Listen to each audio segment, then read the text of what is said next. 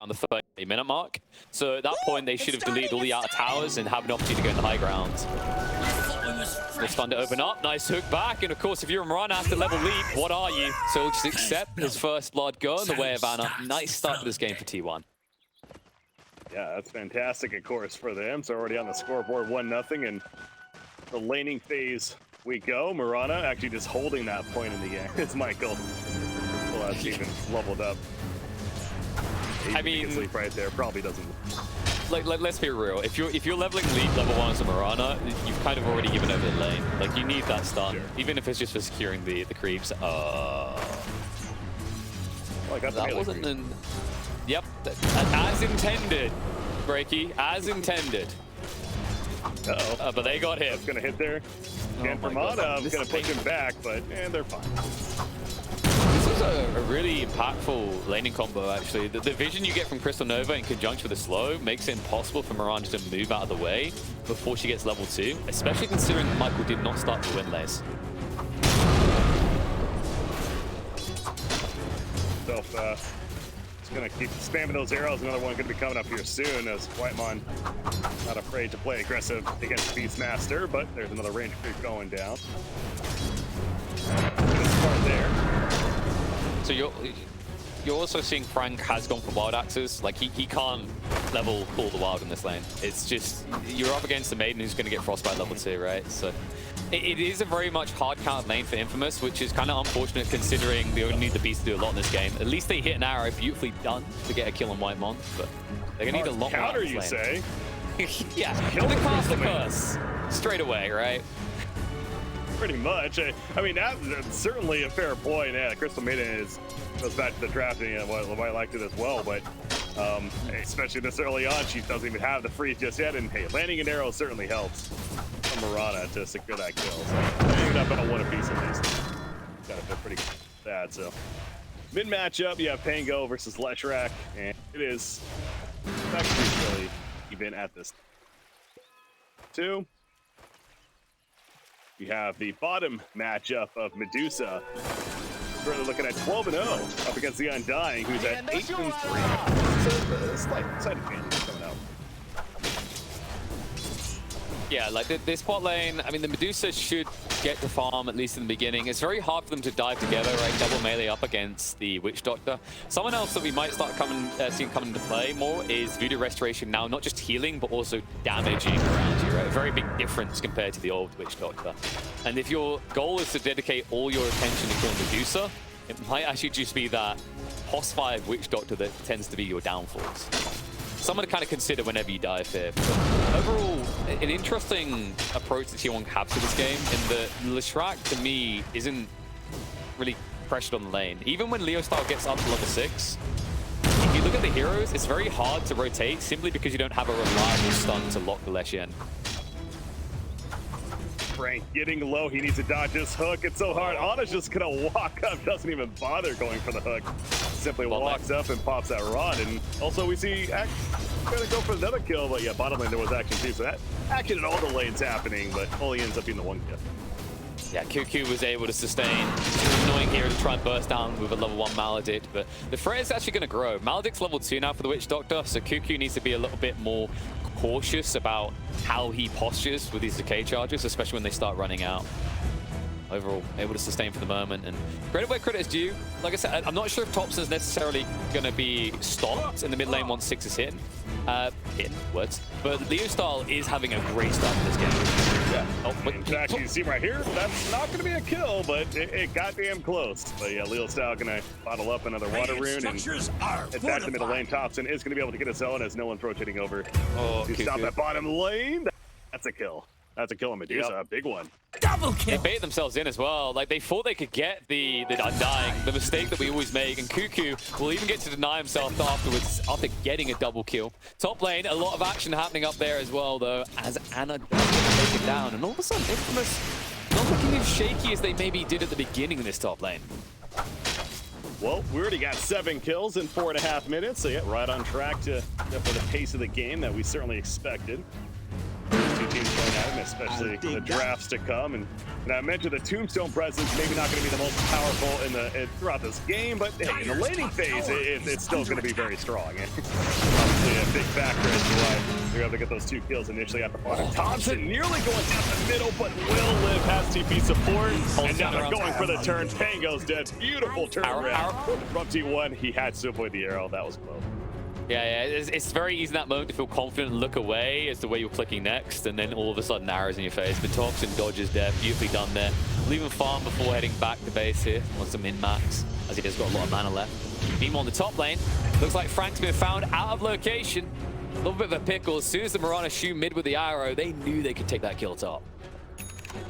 Yeah, that was exactly on a just W-keyed. I mean, if you want to put it in an FPS terms, literally just ran at them as far as ran at the Beastmaster. Technically, you're correct, Breaky. He did W-key. That's how you turn your on. So even outside FPS, we're correct. You using that rod right there. Yeah, just walked right up to him and just spammed the rod, and not much Beastmaster could do at that point. Yeah, good insight there as far as the Mirana not being there. Presence being shown that mid lane, but we're on a backup out there, pinging out on us if they want. That's a frustration in the mid lane as well. Bot lane, in the meantime, though, bigger frustrations coming. Parker barely able to dodge death here, but it's wrapping around on him. One more tap would end him. They'll finish off the Witch Doctor first, probably Zephyr. K3. It just doesn't matter, man. It's the Tombstone zombies that are doing the damage. Cuckoo, we got to get the follow-up, and this lane is getting mighty spooky for Infamous. Cuckoo, he is so tanky here and getting some more decay stacks up to 12. Michael can't really fuel him right now, but yeah, another Tombstone kill. I believe every time he's used this Tombstone against the bottom lane, it's resulted in something, and that's already, what is that, 2 or 3? Yeah, that's 2 deaths currently on Parker here on this Medusa, but he, you know, she's already starting to have a bit of a struggle. 2,600 net worth down about 5th place so early on, but Mirana, well, I guess that's what happens when Topson just rotates over. I mean, the rotation is the key detail here, not just from the mid, but from the supports before this. Like, it feels like Infamous are slow in comparison to what T1 are doing, which is why this is starting to just turn into a dumpstering. Medusa out of mana and out of life. Double kill for Whitemon, and Leostar has TP'd down here basically for nothing. It's going to be very difficult for them to mount a defense because of how long TPing heroes in will take now.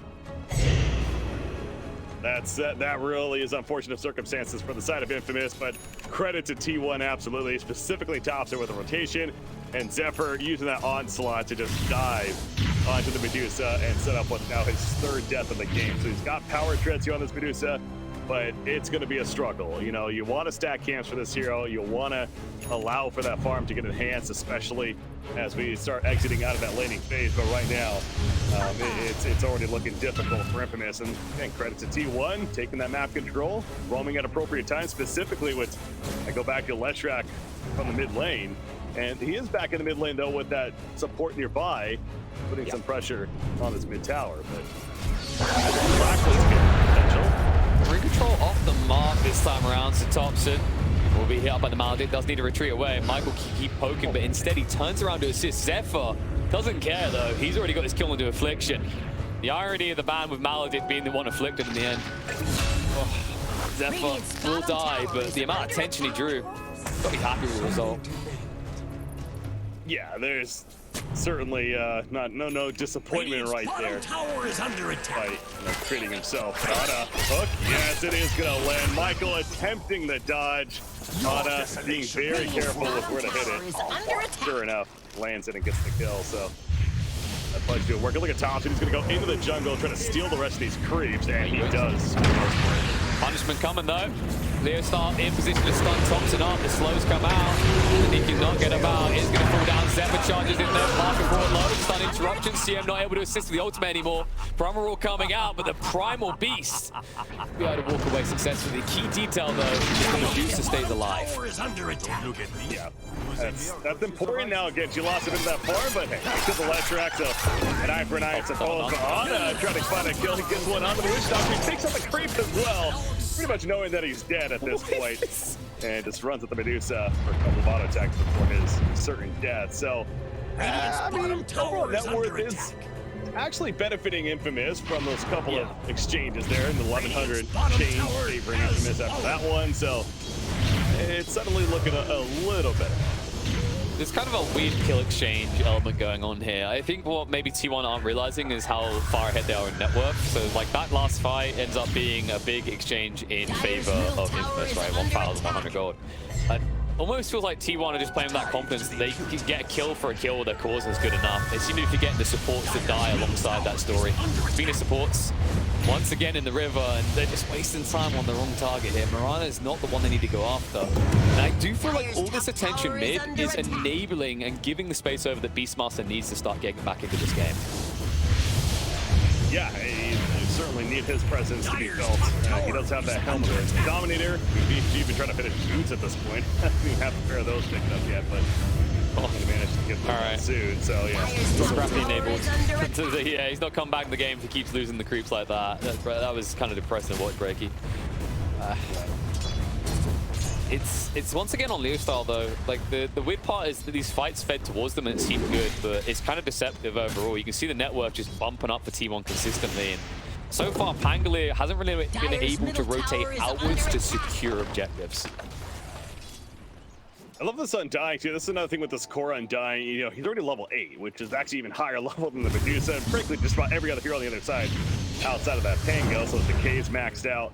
Even has a level 2 Tombstone, has his flesh golem, of course. So this Undying is more than just a laning phase bully. He's a bully throughout with this roam now that's constantly happening on the side of T1. They have a 4,000 net worth to work with right now. It's going to go down a little bit because this top tier 1 is being pushed. Infamous, as you'd expect, with the Beastmaster army is up here, and T1 not really interested in defending it. Instead, they're interested in fighting mid.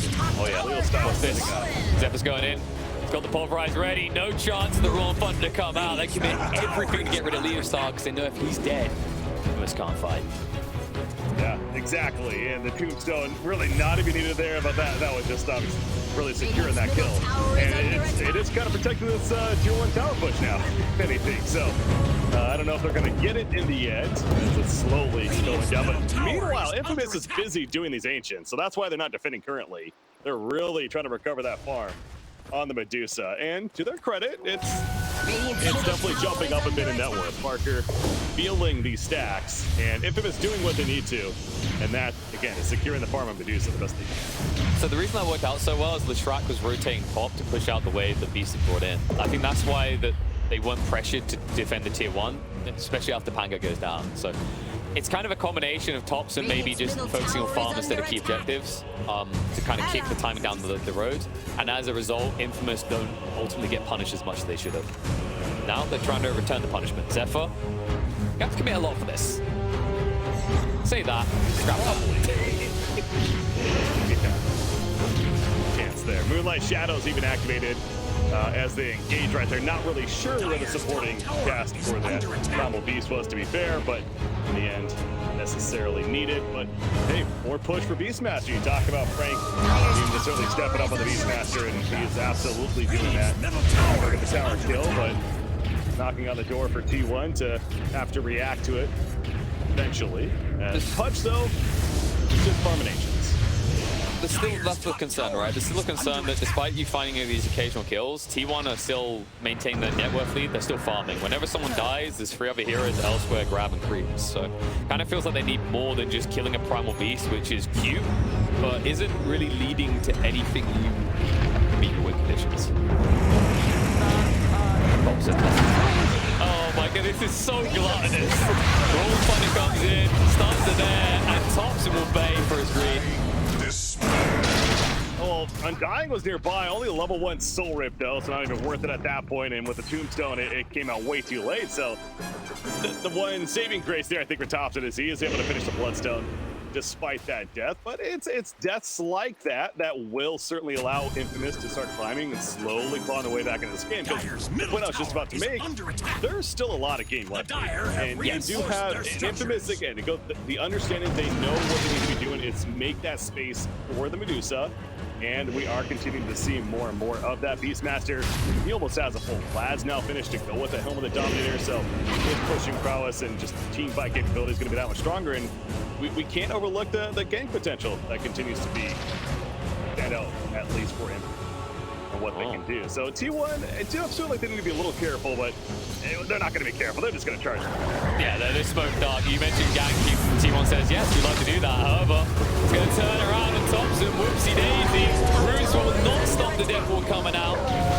Might be saved by the Bloodstone, but it's going to be a little bit tight on the exit. Just about stay low. Under attack. His health was at 1. Yeah, I mean, the Death Ward for Witch Doctor, he got an amazing duration off right there with the Maledict up. And being level 4, by the way. So, as beefy as he is, especially with that Bloodstone, it didn't matter, and they just lost the Leshrac to take out and charge after that Witch Doctor, which, by the way, was a smoke on top of that. So, like, again, I keep reiterating, T1, I understand the mentality of we don't want to get in that space at that time, but it does feel like that some of these choices as far as these initiations are a little off. Now, this one's a little safer. I mean, that's the way you have to initiate. Nice hook. Force him away. But the point of that Maledict kill, by the way, what happened there is actually, if anyone who was astute of the eyes, the Leshrac went down to 1 HP. But the funny part about Maledict, if I'm not mistaken, it applies its final damage tick after the health burst damage gets applied. So he went from 1 health and then died to the final 12. It was actually ridiculously close to the Lesh living, just showing you how potent Bloodstone can actually be. Yeah, but on the other side of that, right, that was a full life Leshrac that died to a solo Witch Doctor. Oh yeah, I'm not refuting that, but my point is, like, it shows how absurd Bloodstone can be that he somehow still almost survived that, right? That's the insane part about this item. But yeah, to the point of like the tactic of walking in, I think if they do find the Witch Doctor and they don't stack, great. But he is the ultimate counter to them all walking in together, just because of Cast, Maledict, and of course, as we see, the Death Ward as well. Well, again, you have Punch now with the Acceptor, so it's got that buffed up Rot, and now the T1, this is kind of the peaking point, it feels like, for T1. With that, they have the Undying is stinky as hell. He's got a Falcon Blade, but he just finished his Crimson Guard. So speaking of a nice peak item to have there as well. How is their Leshrac with Bloodstone? But they're going to 4 or 3 players more smoke more so on the side of T1, hunting for yet another kill. And they're going to find one. Get rid of him.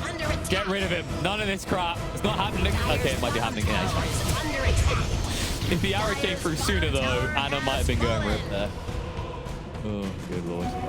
Okay. Now, I'd be paranoid about that WD. Like, he could do, I mean, WD is incorrect. It's more like WMD, Weapons of Mass Destruction, right? Like, he has that firepower behind him. But one kind of funny thing, you mentioned this Undying and what he should be bringing to the fight. It's kind of weird because I feel like if I'm Topson, I don't feel safe in this game, because when I look across my Undying and I notice he has level 1 Soul Rip, I know that if I get in a little bit too deep, I'm either saving myself or I'm not being saved. Dyer's bottom tower this Leshrac doesn't have the IO partner to that point, right? No, and I understand the idea of having an Undying. Yeah, sure, he can provide that soul deal, but it's certainly not the same capability, even if it was level 4. But Undying apparently walks into a Death Trap right there. What's up going to be activated once again? You see this the scream coming off the background from Parker, but it has worn off, and now when the stone gets worn off, he's in trouble. Medusa's just dead. The Dismember on top. The dude's leg picked up by Ana, able to get the positioning as a result, and that's a 3-for-1 easy fight for T1 in the end. I mean, it's just the bait of the Undying, right? You see an Undying, let's just kill the Undying. What's he doing in our ancient area? Well, that's the trick, right? What's one of the rules of Dota? You do not all in an Undying. He wants you to use everything possible. It's true when there is support. It's even more true in this situation, but I guess they thought he was on his own. I love the way they dangled it as well. You can see Topson was lurking on the edge of vision at nighttime with the intent to jump like that. And once again, just because of this absurd item on Disco Pony, the Bloodstone, they just don't have the damage to see it through. They're always going to be forced to retreat until their Medusa is 3 or 4 items in. Well, that's still a bit of a ways to go. It is working on the Mantis style next. The Yasha and the Dragonlance finished, but again, even with the Mantis style, still some time to go. However, Primal Beast apparently a little too far up, and nice tree for them.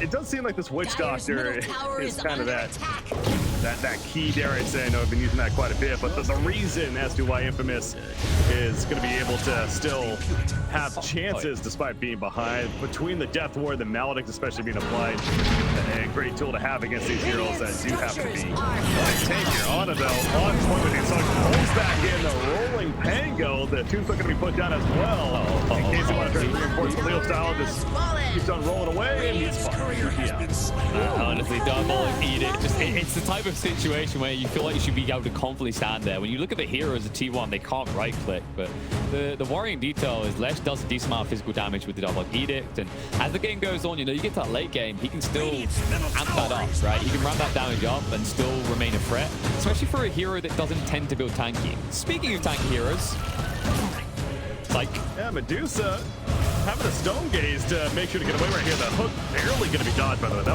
was actually close, but manages to escape. And Cuckoo is killed elsewhere over here in the jungle. So yeah, nice play for Infamous. It's your Witch Doctor. He's been doing the dances again. I mean, to the point that you're making about Witch Doctor, the benefit of this pick and what can make him so good is he's just an anti-dive hero. If you've got heroes like T1, they're going to body together, right? And if they do, Cast comes out, all of a sudden a Maledict, everything just goes against you. So I think Witch Doctor is going to be picked a lot here at TI, and it's going to be very effective with these teams that are looking to go full aggro at this event. Oh yeah, definitely a great hero for doing that. And the shard on Witch Doctor, you can farm that pretty good as well. But mid lane, by the way, another blink use from Ana, jumping right on top of Mirana, giving him no chance to react.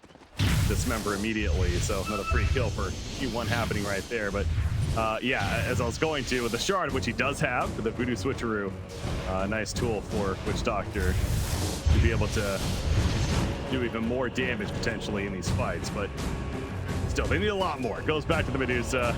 There is no other way to put it.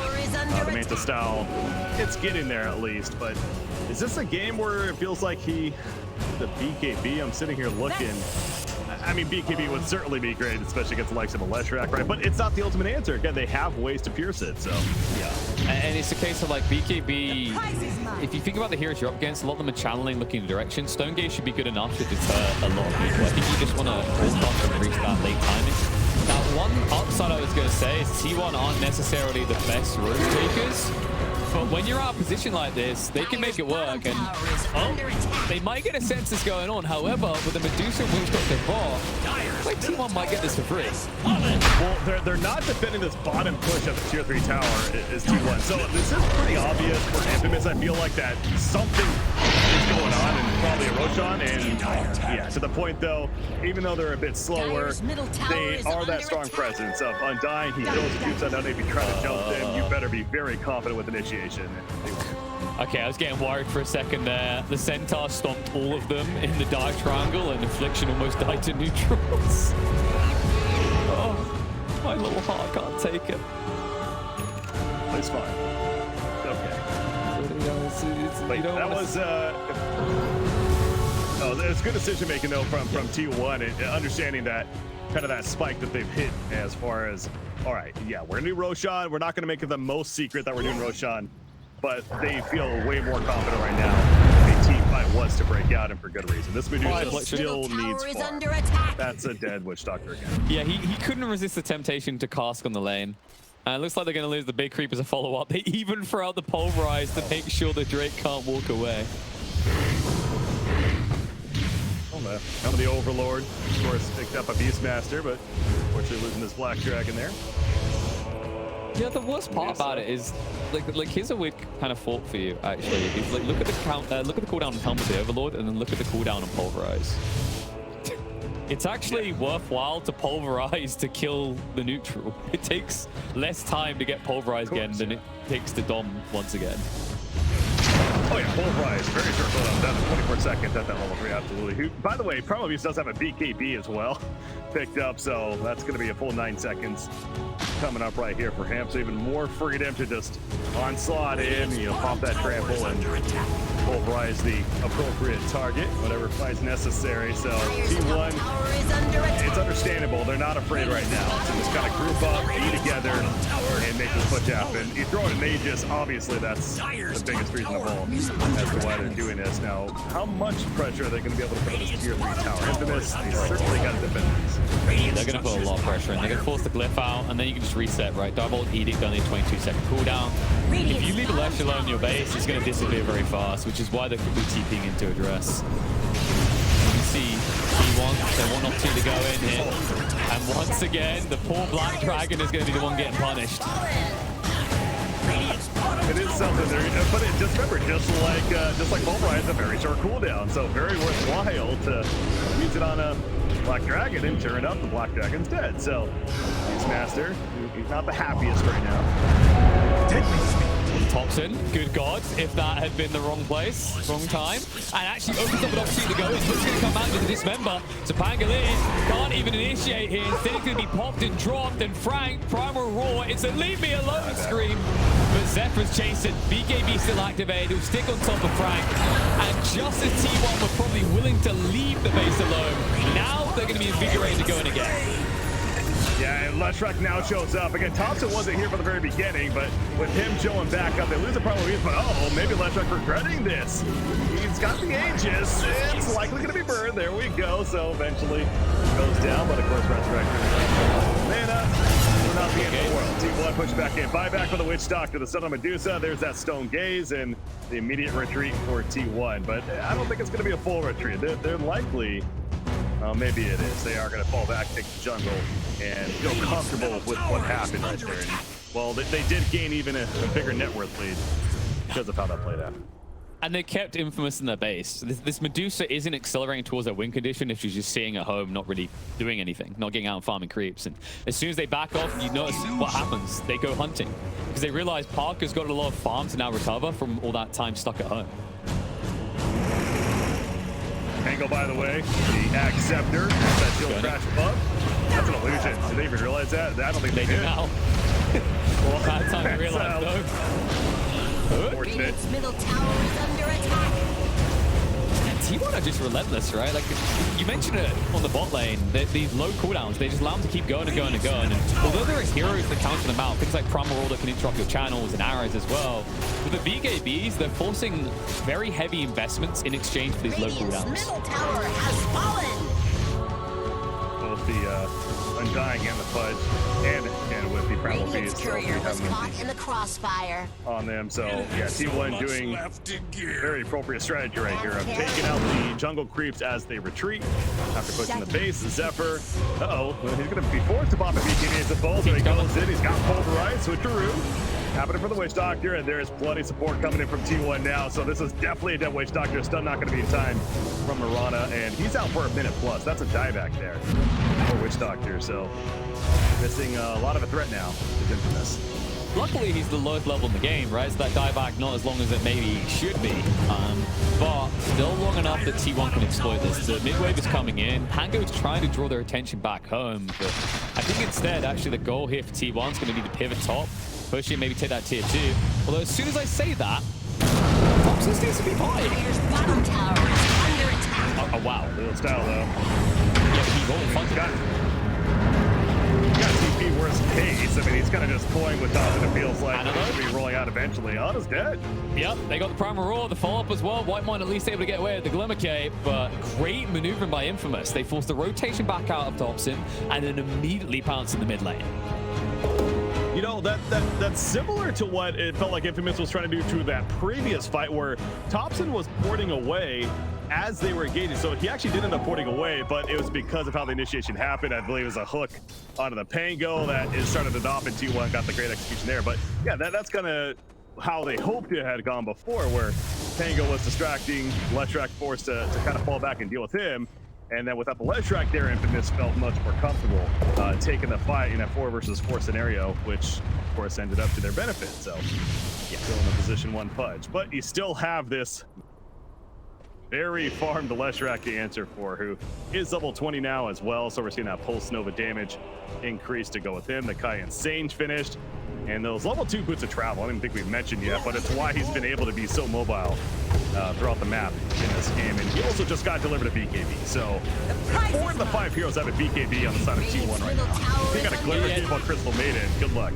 I mean, if you just continue on like that, you'll just sound more and more like a Lesh Topson fan at that point. You're like, and he has this, and he has this. Like, we get it, the Lesh is big, but Infamous proved a weakness in the way T1's playing this game a little bit there. Like, when Leshrac goes back to do the Pangolier, that's 20k net worth of your team entirely just gone, right? It's not in the fight at all. So what Infamous have realized is this boost to travel is kind of a double-edged sword. You've got a lot of mobility, but as soon as you TP somewhere, you're out of the picture for 30 seconds. Because you have that flexibility to TP everywhere, Topson's going to look to use it pretty much every time it's off cooldown. Now, what's one of the best ways to kind of help climb back in a game that you're behind a net worth? Well, is that rat strategy, and you have Beastmaster. It's certainly a hero that is capable of that, so we're seeing on the top lane constantly. Flash coming. Frank doing so. Jump in, Zephyr in with the pulverize, showing the due respect across the infliction. Will not give the Witch Doctor a chance to cast a single spell.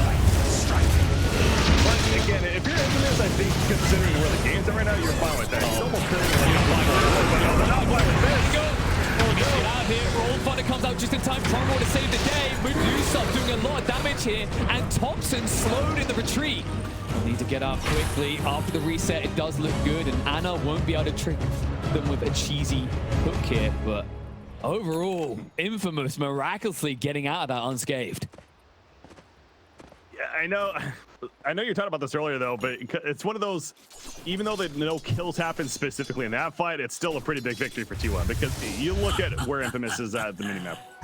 Specifically Medusa, yes, she is starting to push out this top lane, but constantly being restricted to pretty much her base / just outside, and hasn't been able to do this often, but is going to be able to farm up at least the Ancients.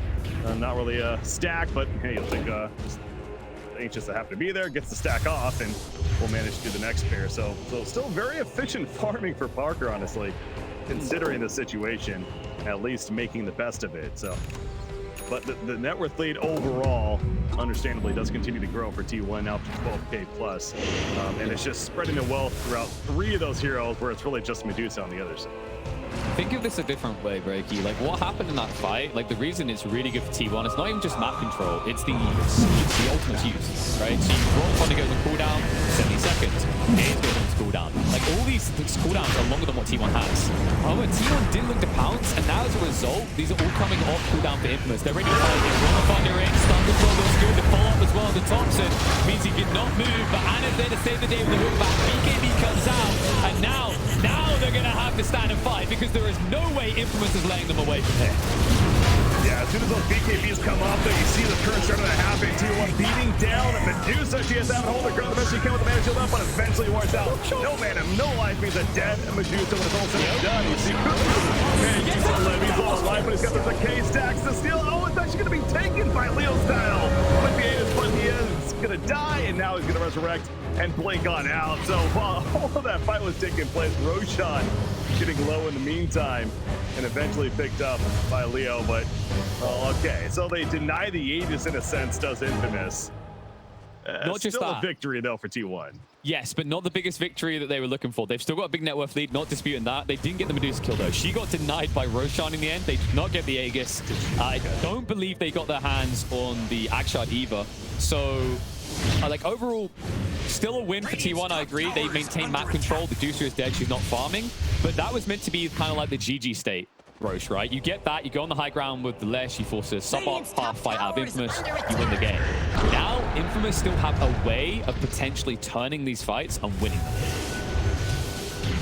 Roshan also getting the kill on Ana there, by the way, too. So not only the Medusa, but even the punch. So a double kill for Roshan happening as a result of that fight. He was quite enraged, but still falls in the end. So yeah, not as big of a victory in that fight for T1, but still a victory nonetheless. And we are starting to see continuing to see, I should say, more items coming out specifically on their side. The Forest Staff or Crystal Maiden, pretty nice, but also saw, Lotus Sword Fun Dying just picked up.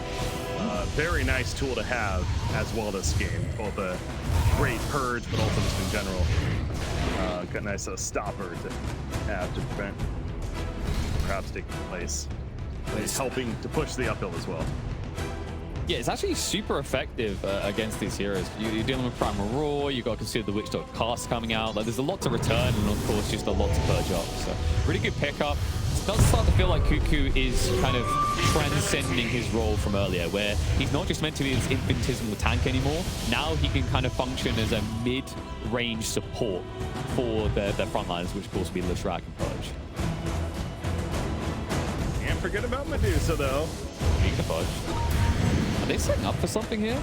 It feels ambitious. I hope they're not going to try to make a jump happen. Even the TP point, it does feel like T1 has a better position now. Fun though. And that's why you don't want to make this move. They go after the CM, look to move away, and nice tank in there. Anna tries to save the day, but too little too late. Maledict a bit overwhelming. It's going to be a 1-for-1 exchange, but of course, CM now dead for 70 seconds. A little bit of breathing room potentially for Infamous to move out. Radiant's top Yeah, Witch tower Doctor does have a buyback now, so finds it necessary. Could do that, but this is going to be a tier 2 tower kill for T1. And even without their support, Wishful Maiden not going to deter them from entering into the base. Topson's early in. He's pretty deep there. Way beyond the tower. Eventually falls back. Already popping that Bloodstone, but of course defense is eventually going to come out. However, Medusa's busy farming the Dire Ancients on the other side of the map, so she's not too interested in defending right now, and for good reason. T1 is not going to commit all the way.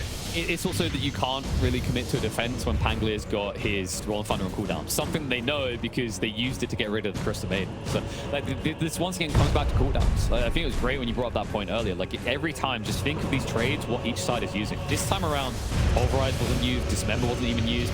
Even when they are, these ultimates are half the cooldown of what Infamous has to commit on the other side. Whether it's Pango, Beastmaster, or Medusa.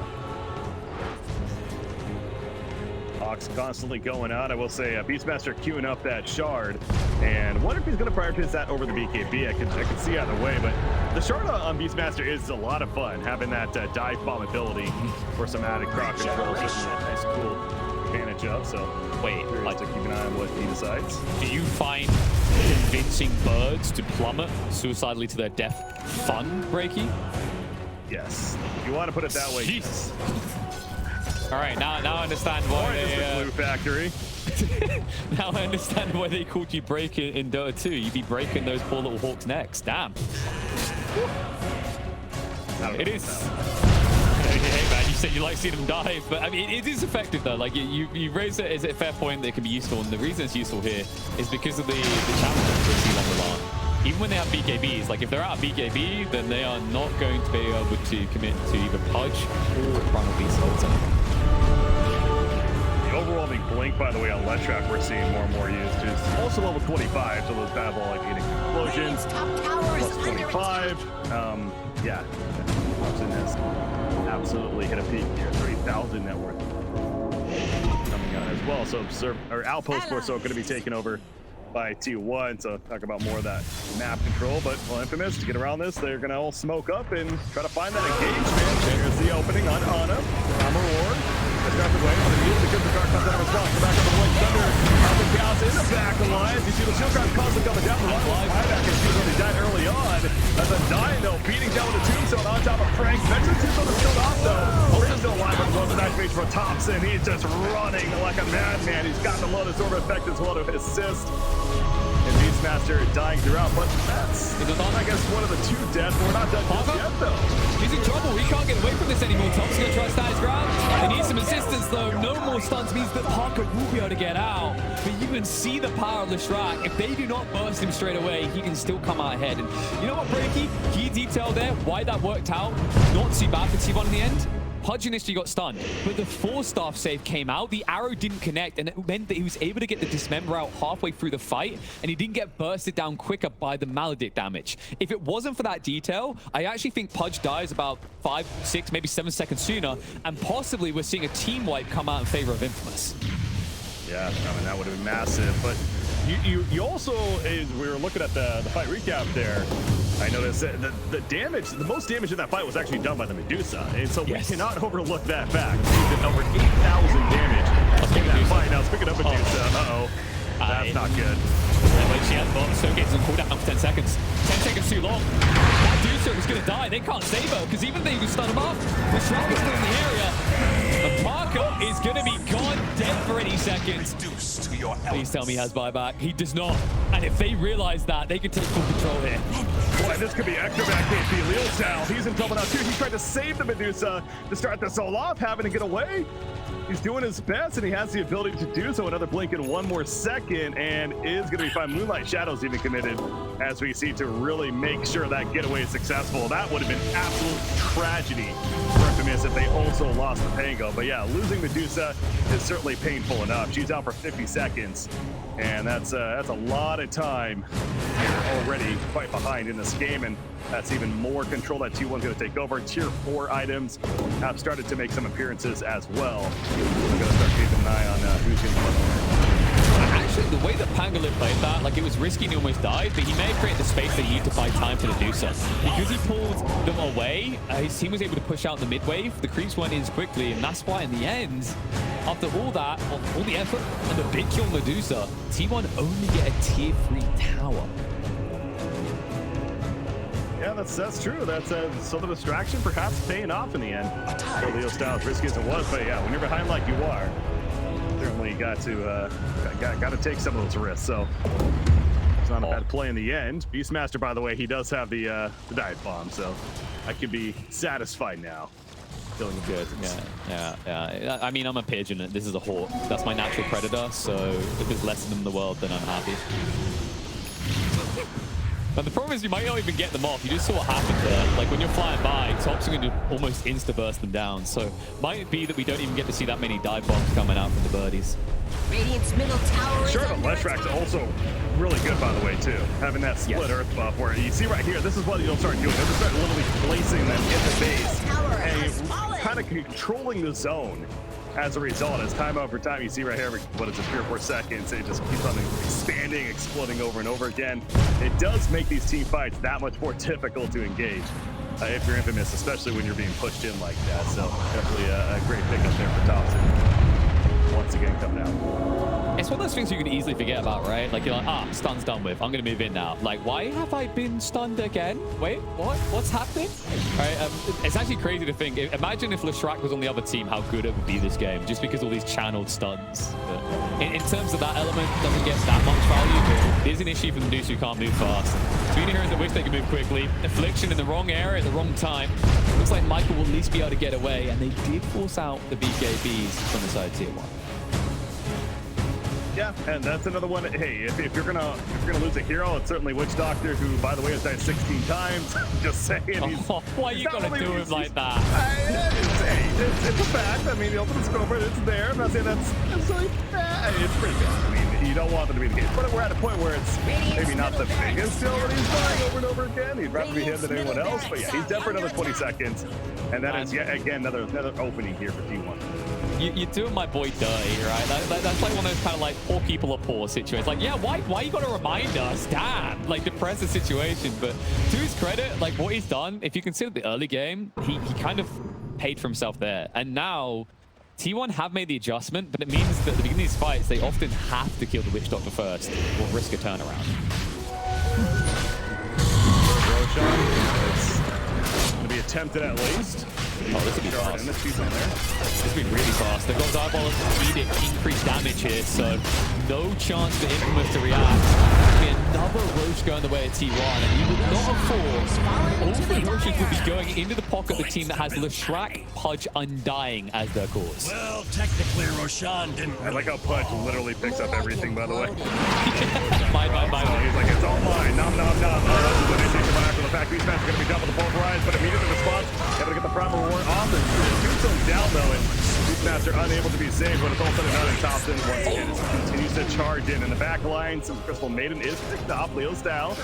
He's lost that Rolling Thunder, though, but he is annoying. Okay, I think they don't want to chase. They realize Leo style's about to do it to him again, like drag them away from the base and waste their time. They need to get in, but Leo style confidently waiting around, trying to clear the creeps. Does maximize the time wasted by T1. Every bit of time they can get, because the tracks are in the base. BKB gets activated. We do go it up. A lot of damage coming out from the Witch Doctor, but not enough. A lot being returned his way. Stonegate is going to be used very early by Parker. Hook back doesn't work out, courtesy the Manta. But now you have nothing to defend your base with. And this is a Pudge who, well, Jesus in his backpack early, but he's got the Aegis, so he's not worried. In fact, I wouldn't be surprised to see him fall. Look at Topson's going to dive in. He's going to get the Lotus Orb effect.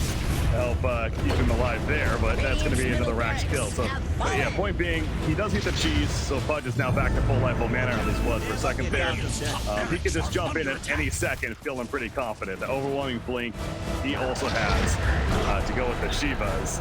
The positioning for Infamous, it's got to be so difficult. The hook almost hit him right there, because how that feels now. Really put it with his blink, but we're looking at over a 30,000 net worth lead, so you know, but never like to say a game is doomed to be over at this point too early. But I mean, I'll say this about Infamous: they have Medusa, right? You talk about a hero that's difficult to truly finish the game against. She is up there as one of those.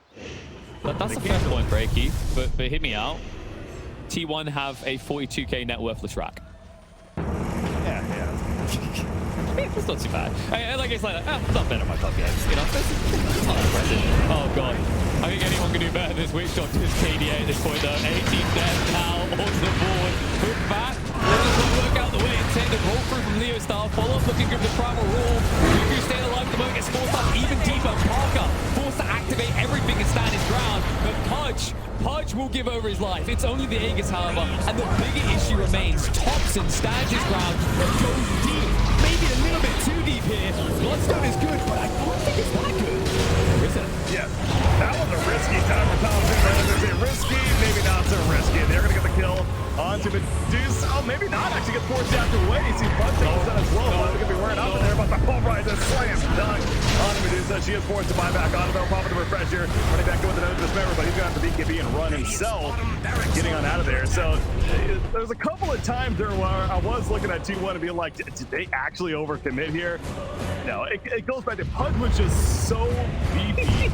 Not only just naturally how he works, but every item that he had, including that Aegis, including the refresher that he eventually did pop right there, he was able to, he was confident that he could survive for as long as he did. And it just became a near impossible task to truly hold right there for Infamous and win that fight. But I will say, I mean, they do keep the Rax alive, so it did require Medusa buyback though.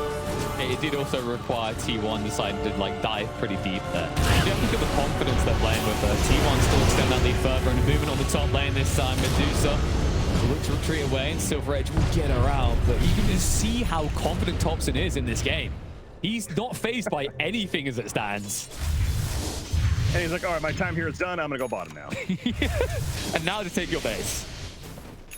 He has a nihilism once again, too, by the way. The Ag Scepter was purchased by him, so... I mean, is there anything left to buy, really? Oh, yeah, Refresher. Refresher's left to buy, of course, because double BKB, also double Wub-Dub Split Earth in the base, like we saw last time. Does sound good. Double Pulse Nova's amazing.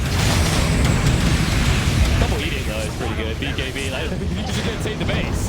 Great, let me just refresh and ignore your existence. Bye. Over here, they're not ignoring existence. The Crystal Maiden. They're going to take her out of the freezing field being used, but she goes down, so that's the support on the other side. Once again, a Witch Doctor. However, Beastmaster left in no man's land and picked off. He's dead for 85. Has buyback on the Beastmaster, though. They're going to come into play here, but... Okay, thank God. I thought they were not going to pick up the gem that they really need because everyone keeps Invis surviving against Leshrac. They've now got it on Zephyr, which means that next time Medusa gets found out, she gonna be dead. That's my professional analysis. She gonna be dead. This is going to be a jump for Rolling Thunder, but again, they're really jumping up the foot there for this. Slamming the background on Parker. Buyback from these guys does come back to the end. They actually get him all Primal B, so he's fine with the time being. Pudge, BKB's stuck by the Tombstone, not so much. The Rip Heal is going to help keep it alive a little bit longer. KP, the base though. The last stand for Infamous. Yeah, and it feels like they're already on their knees. Extra Raptors going down, just one left. The stun comes out to stop the TP bot, so Leshrac will have to walk there to finish off the Racks. Then it's going to be Mega Creeps. Man, gotta give it over to Anna there. This is such an infuriating draft to play against. He's got the Ag Shard. So he grabbed his Leshrac when he beat the shit. Saved Topson, reached him up the floor. And as a result, it was almost impossible to kill off Topson. There it is again. Anna's in, saves the day, saving private Topson here. And even if he comes out now, he's going to be regurgitated in full health and happy. Oh, they're going to run it this time, but no, he just pops on out like a special surprise and jumps right in. Looking to take out at least the Beastmaster chasing after the Medusa as well. Once again, Witch Doctor, he got hooked, he's dead, so a bit of distraction there, but we have Mega Creeps still spawn, so it does feel like Infamous just delaying what seems to be the inevitable, and there's that once again from Bud. Yeah, so his teammate. That's saving Private Topson, saving Corporal Cuckoo. Where are we going to go next? Does the white one need a little bit of assistance? Zep is dead. We can't help him. I mean, then again, Pudge does like bodies, but damn, I just love the way Anna's kind of switched to this full utility role, and it's super effective. Like, his goal is no longer to kill because he realizes that Topson, if enabled, will destroy everything in this game.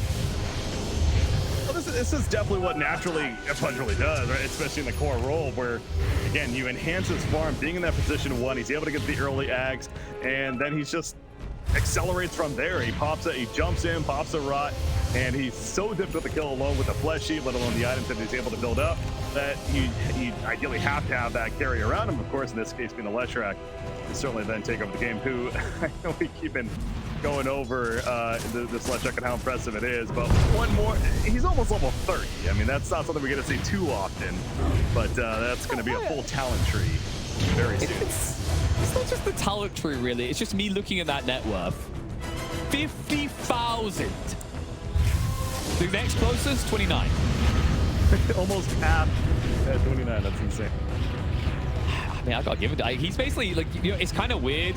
The way I'm watching him play this map and the amount he's absorbing himself, it reminds me of the good old day. Oh god, I'm not gonna say good old days. I'm gonna puke. Of the old Naga builds where they'd farm all 3 lanes, right? No one else would get any say in it. He's just everywhere. He's farming everything, heroes and creeps alike. And the beautiful thing about the way T1 is drafted, we wondered what the end game state was. We mentioned the Leshrac, but I didn't expect it to this degree to just be full utility and save around Topson. Damn, is it effective to watch. Now, I'll say this, one more thing for Infamous. Again, I'm not trying to sit here and act like, oh, they have a great chance here. They don't. It's a very, very, very, very small chance. But I think the one winning condition that Infamous has right here, at least giving themselves that chance, is delay this game to 60 minutes, right? Get those tier 5 items. Try to you know, get the RNG in your favor and win off of that. Now, like, obviously a lot easier said than done. That's still 9 minutes away. And of course, T1 is going to be protecting that idea, but I think that's naturally what Infamous has to play for here at this point. But speaking of that, T1, they do not want to get to that point. They want to finish, and Rocha helps with that. Yeah, it's quite nice when you get this many Roaches in and you realize everyone on your team is going to be full Ags and Ag Sharded at this rate. I mean, the only ones left are the supports. Ag Shard already on CM, and each of them could be doing with Ags. They're close to just having the full blue. It's crazy to think, once again, that throughout this whole game, Infamous, the team of the Medusa, the Pangolier, and the Beastmaster have never had a say in Roche. That's a Divine Rapier, by the way, on Medusa. I mean, that's another thing you would expect in this case. Yeah, so the same issue remains. Like, if you get stunned, you're not using it though, right? Like, Primal Roar can save you from one, but there's Dismember and then there's also Pulverize. So they need something else, like a refresher on maybe Beast. They don't need this to happen. Push away, can't get out, has to buy back straight away. Now the diving towards the Medusa. She's holding on that Stone Gate, but forced to use the BKB and is currently disarmed. Now she can't go in. She was struggling for the very beginning of that buyback, whether they're going to be coming back in buyback on both sides, especially on the Radiant, but they're just pushing into the Falcon Medusa with a Divine Rapier, though, standing here, granted the Falcon rampage on Topson. So why not? He's getting low, though. Nice Manta. That's going to be enough for the kill. The red numbers come out, but immediately Leshrac flies back and teleports right back in. It's like, all right, we're having my fun. I got my rampage. Let's actually finish the game now. Fortification. Let's TV already on. So it is actually